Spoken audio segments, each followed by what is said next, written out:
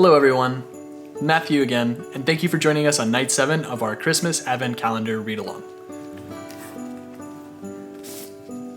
If you want to follow along or read along at home, you can purchase the same storybook collection using the link in the description.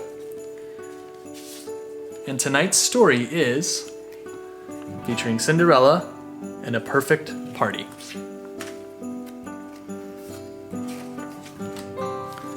Cinderella and her prince sat before a roaring fire. Christmas was coming in a few days and Cinderella was excited. "Let's throw a party," she suggested to the prince. "What a splendid idea," he replied. "How can I help?" Cinderella smiled. "Just leave everything to me," she said.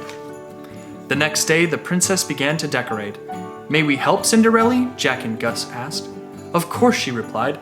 "Let's start with the grand staircase." When the mice tied some bows, a spool of ribbon began to roll down the banister. Gus hopped aboard. It was just like a sled ride, without the sled. When Cinderella and her friends finished the staircase, they moved on to the rest of the castle. Jack and Gus helped the princess put garlands over the windows in the ballroom with pretty bells and baubles. They tied sprigs of holly over the doorways. They even hung stockings by the fireplaces and lit candles, which gave the rooms a cozy glow. Finally, Cinderella and her friends moved to the stone patio where Cinderella planned to hold her party. "Won't our guests be chilly out here?" the prince asked. "I'm sure we'll be fine," Cinderella replied. "Besides, what could be more magical than celebrating under the stars?" "I like stars. They're twinkly," Gus said as he nibbled on a popcorn garland. "Gus," Jack scolded, "you're supposed to be hanging decorations, not eating them." Later, Cinderella went to the royal sewing room. When Prudence, the head of household staff, peeked in, she saw the princess sewing a handkerchief. "Why don't you ask the royal seamstress to do that?" Prudence suggested. "I'm making presents for our guests," Cinderella said. "It gives them a personal touch if I do them myself." On Christmas Eve, the royal chef came to speak with Cinderella. He wanted to know what he should cook for the party. "Not a thing," Cinderella replied. Later, Prudence saw her in the storeroom filling baskets with fruit, ears of corn, and different kinds of cheese. She was appalled. Back on the patio, Cinderella laid out the food. She said, "Something's missing. But what?" Suddenly, Cinderella's fairy godmother magically appeared. "My dear, you need a centerpiece," she said.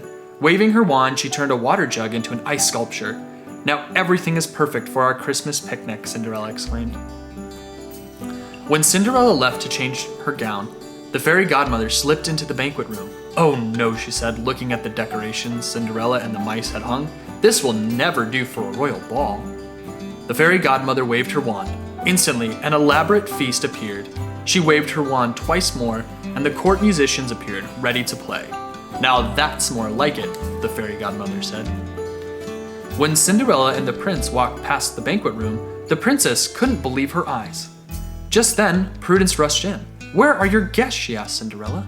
"My party isn't being held in here," Cinderella told her. "Then what is?" Prudence asked.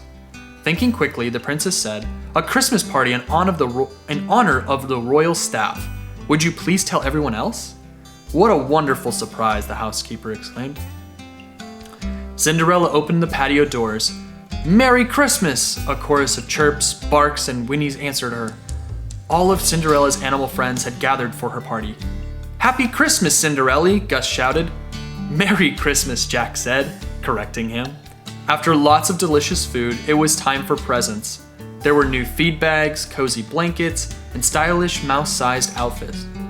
Jack loved his new jacket so much that he couldn't stop looking at his reflection.